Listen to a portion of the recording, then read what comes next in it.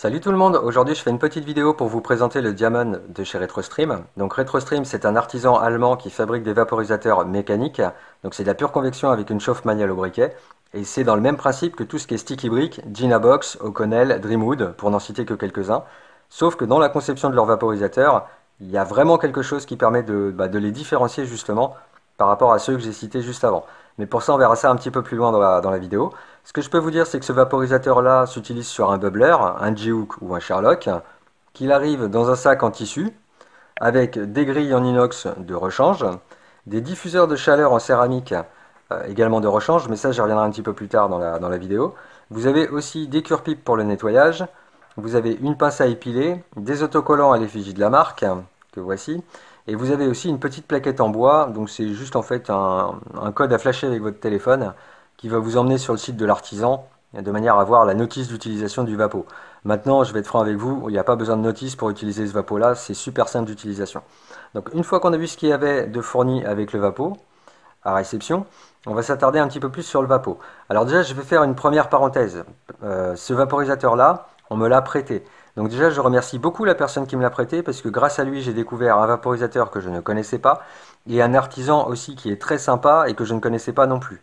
Donc l'artisan, je l'ai contacté par mail pour savoir quel était le bois qu'il utilisait dans la conception de ses vapos.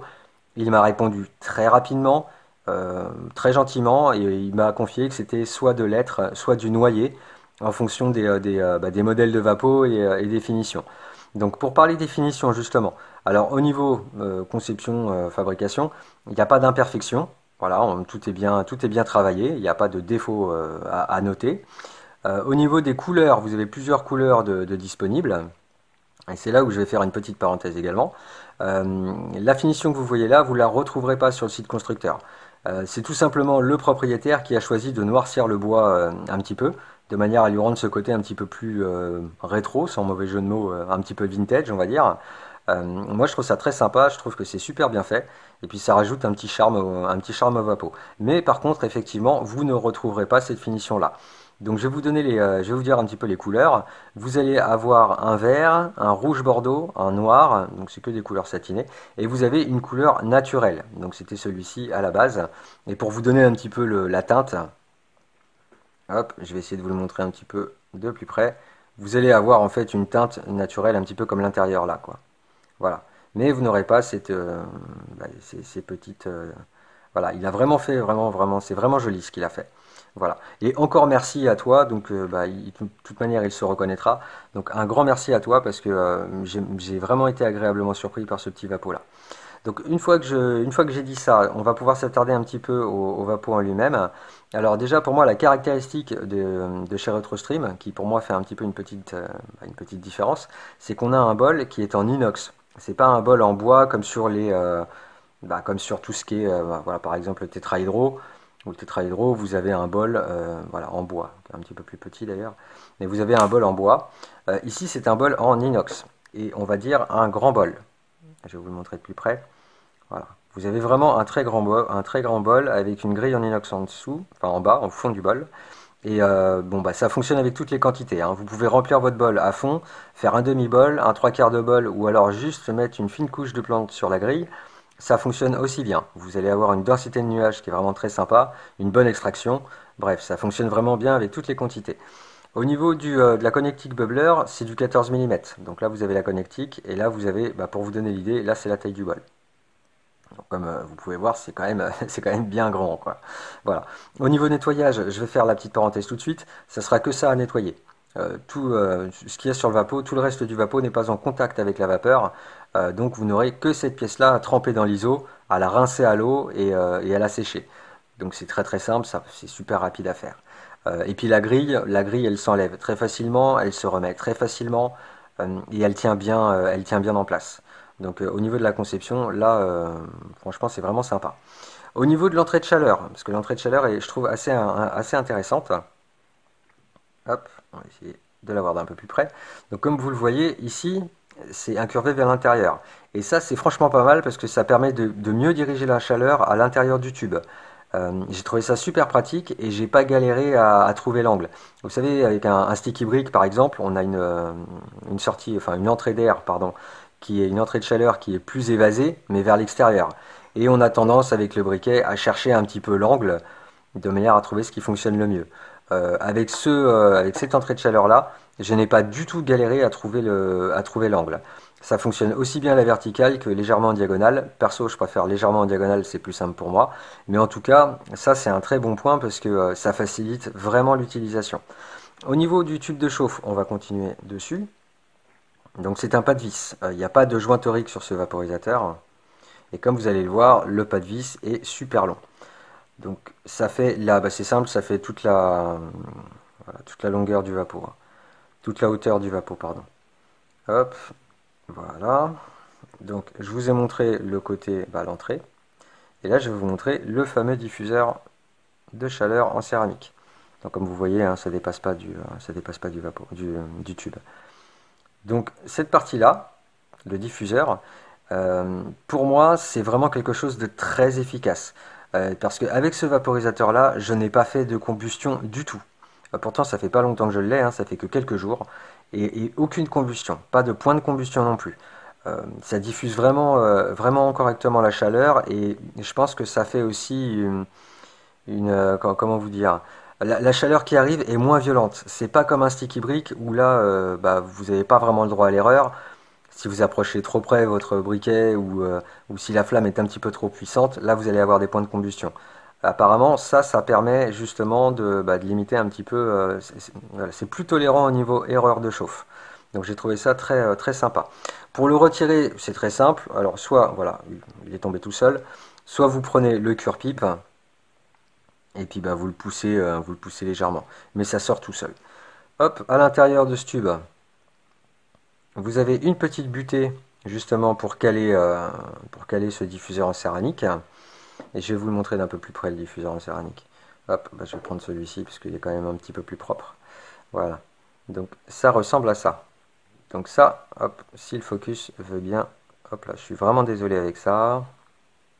Décidément, oui, non, il veut pas. Voilà, désolé. Donc là, vous avez la partie qui est dirigée vers vos plantes, donc qui va diffuser la chaleur dans le bol. Et là, vous avez une partie qui est légèrement plus étroite, voilà, et qui va être, elle, l'arrivée de chaleur. Quand vous remettez cette pièce-là en place, je vais reprendre celle que j'utilisais. Quand vous remettez cette pièce-là en place, surtout, déjà vous tenez le tube, voilà, à la verticale, vous mettez la pièce dedans, et vous vous assurez que c'est bien, voilà, que ça dépasse pas. Si ça dépasse, ça peut se mettre en travers au niveau de l'intérieur. D'ailleurs, vous voyez le pas de vis, hein, il fait vraiment toute la hauteur du vapeau. Donc si jamais il n'est pas complètement rentré, ça peut éventuellement se mettre de travers et comme ça reste de la céramique, vous risquez de casser le diffuseur à l'intérieur du vapeau. Bon, ça va, je pense pas que ça abîme le filetage. Par contre, la pièce là sera cassée et ça peut peut-être éventuellement abîmer un petit peu le côté bois de ce côté-là. Voilà, parce qu'il y a un tout petit espace entre le bout du tube et le bois. Mais c'est quelques millimètres, hein, c'est pas grand chose. Voilà. Et quand vous revissez, vous remontez ou vous démontez, dans les deux sens d'ailleurs, le vapeau, faites-le à l'envers. Parce que si vous le mettez dans l'autre sens, il y a de grandes chances que que le diffuseur justement tombe du tube et se mette en travers dans le vapeau. Donc on va le remonter. Tac. Alors ce que j'aime bien là-dedans, c'est que justement le filetage, il emmagasine la chaleur. Et en fait, si vous voulez, le bois du vapeau ne chauffe pratiquement pas. Il chauffe peut-être très peu quand vous enchaînez les lattes. Et c'est justement ce qui pour moi différencie les vaporisateurs de chez RetroStream. Et là, je pense que c'est vraiment important, c'est une caractéristique qu'il faut vraiment prendre en compte. On n'a pas ce goût de bois boisé. Ce petit goût boisé en fait qu'on a régulièrement avec les sticky bricks ou les Dynabox et avec tous les vaporisateurs d'ailleurs conçus en bois.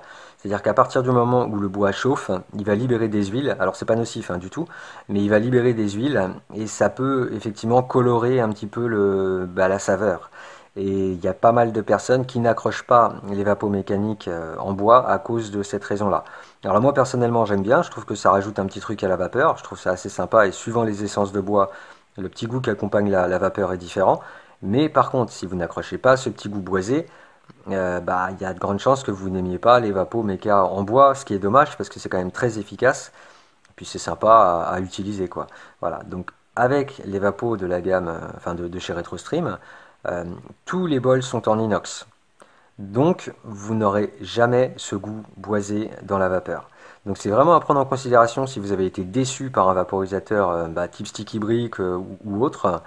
Euh, Pensez à regarder un petit peu chez RetroStream si vous voulez réessayer ou si vous voulez tout simplement essayer un format méca comme ça sans goût de bois. J'allais dire goût parasite, mais pour moi, c'est pas vraiment un goût parasite, c'est un goût qui accompagne la vapeur.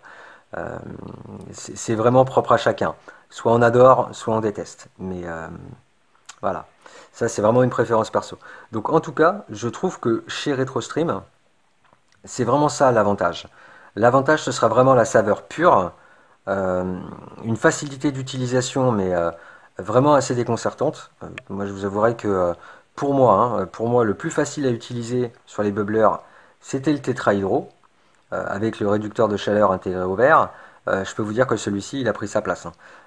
Au niveau facilité d'utilisation, c'est vraiment top. Au niveau saveur, ici, on a un bois en sapélé et je peux vous garantir qu'il y a un petit goût fruité dès la deuxième latte quand on enchaîne les lattes. Avec celui-ci, vous pouvez faire 3, 4, 5, 6 lattes, vous n'allez pas avoir le goût de bois, quoi. Donc c'est quand même quelque chose de très sympa et c'est aussi facile à utiliser, sinon plus, afin d'éviter la combustion. Je pense que là, le diffuseur de chaleur fait vraiment très très bien son boulot. La seule chose pardon, qui peut éventuellement chauffer, c'est le bol. Si vous enchaînez les lattes, c'est du métal, inévitablement ça va chauffer un petit peu. Ça va chauffer un petit peu l'intérieur ici, mais ça va pas vous dégager de l'huile pour autant. Ça reste tout à fait, on peut tout à fait le prendre en main, quoi. Voilà, donc pour le coup, pour 79 euros, moi je trouve que le rapport qualité-prix, il est vraiment sympa. Euh, je dirais même plus que sympa. Et ça m'a donné vraiment envie de m'intéresser à cet artisan qui apparemment travaille plutôt bien et fait du moins pour celui-ci, puisque je n'ai pas essayé les autres, mais un travail de qualité pour moi. Donc une fois dit ça, on va faire un petit test de vapeur ensemble. On va remplir le vapeau. Donc bien évidemment, si, un petit truc que je vous ai pas dit, c'est qu'il n'y a pas d'aimant.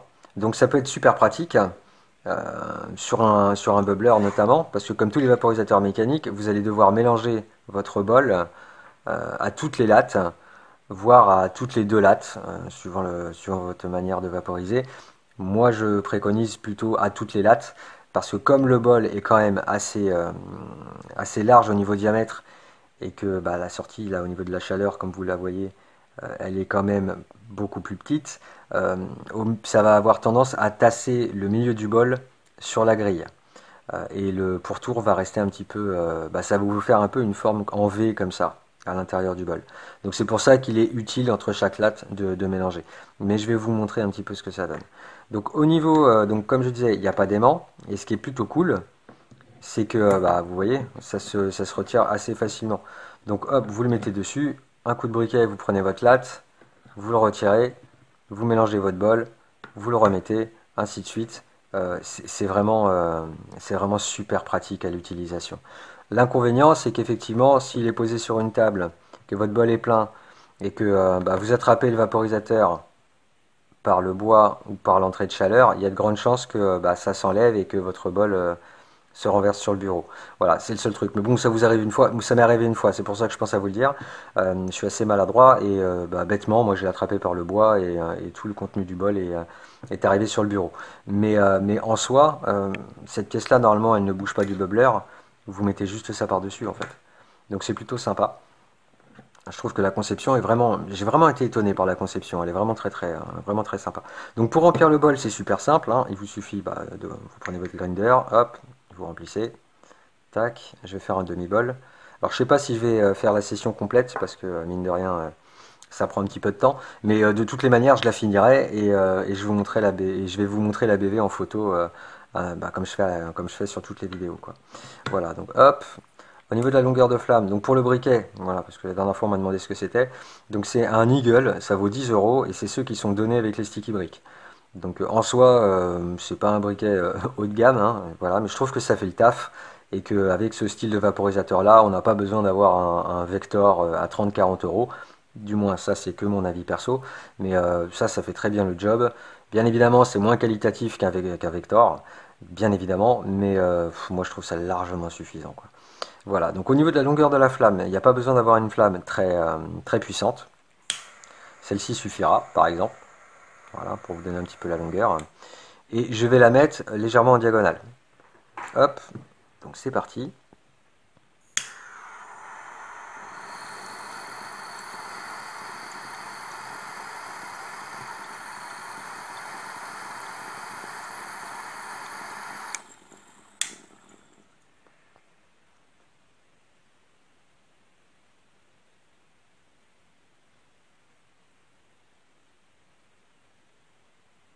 Voilà, donc j'ai une belle densité de vapeur et une très bonne saveur. Vraiment une très bonne saveur. Et bien évidemment, hop, pas de combustion. Hop. Comme vous pouvez voir, c'est encore bien vert. Donc je pense que la densité de vapeur, c'est aussi dû au fait que le bol est en inox. Bien évidemment, alors je vais pas vous dire que ça rajoute de la conduction naturelle. Bon, peut-être un tout petit peu, à la limite, en cherchant la petite bête. Mais je pense que vraiment, c'est le fait que le bol soit en inox, ça vous permet vraiment d'avoir une densité de vapeur très rapide sans pour autant devoir tirer une latte énorme et avoir une flamme très puissante. Donc pour ça, c'est plutôt sympa. Euh, la seule chose que je pourrais, à la limite, une petite critique, c'est que effectivement, je trouve ça nettement plus simple à utiliser qu'un sticky brick, par exemple, mais je trouve que l'extraction est quand même plus soft sur le RetroStream, et je pense que c'est essentiellement dû déjà à l'entrée de chaleur qui est plus étroite et au diffuseur de chaleur qui diffuse la chaleur d'une manière un petit peu plus soft, et donc l'extraction est un petit peu moins forte. Je vais refaire une deuxième latte. Donc pareil, hein, je ne vais pas changer. Hop.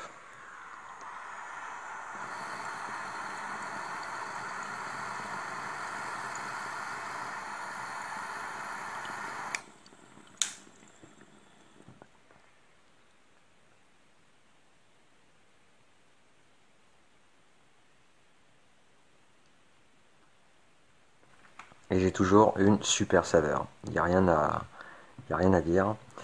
Hop, et toujours pas, bien évidemment, de combustion. Donc ça a commencé à changer un petit peu de couleur. Voilà. Mais pas de point de combustion, ni quoi, ni caisse. Donc ça, c'est plutôt cool. Hop, je vais mélanger un petit peu, pardon, le bol. Et je vais quand même refaire une troisième latte avec vous. Et puis après, je vais couper la vidéo et je vous montrerai la BV en photo. Ce sera quand même plus simple parce que là en vidéo, il y a des endroits avec l'ombre. On a l'impression que c'est un petit peu plus foncé que ce que ça ne l'est réellement. Et je vais vous montrer ça en gros plan juste après. Hop, c'est parti pour la troisième.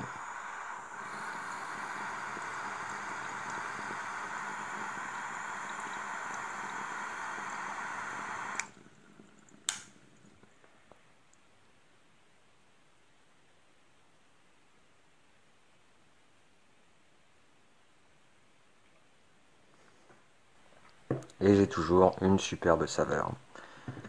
C'est vraiment impressionnant. Si vous êtes à la recherche vraiment de la saveur, que vous êtes plutôt saveur que extraction forte, regardez de plus près quand même ce petit Diamond ou les autres, hein. Il y en a un autre à partir de 55 € d'ailleurs. Donc c'est pas très cher, hein. Voilà. Donc comme vous pouvez le voir, là il y a toujours pas de combustion. Et pourtant j'ai une belle densité de nuages, quoi. Voilà, donc je vais finir la session hors vidéo, et puis je vais vous montrer, parce que là je pense qu'il reste encore pas mal de lattes. Donc je vais vous faire la photo de la BV comme je vous l'ai dit juste avant. Et puis bah voilà, c'était le RetroStream, enfin c'était le Diamond par RetroStream. Et je vous encourage, comme vous voyez, je peux tenir, hein. Vous voyez, je peux tenir, je viens de faire 3 lattes et je peux tout à fait tenir le tube de chauffe et l'adaptateur bubbler. Et le bol, je me brûle pas, quoi. Bon là c'est un petit peu chaud, je vous l'avoue, mais vous voyez, je peux le tenir, hein. Je me brûle pas. Donc je vous encourage vivement à aller voir sur le site un petit peu ce que fait cet artisan. Et puis quant à moi, je vous dis à très bientôt pour une prochaine vidéo sur un autre vapo. Bonne vape à vous, ciao.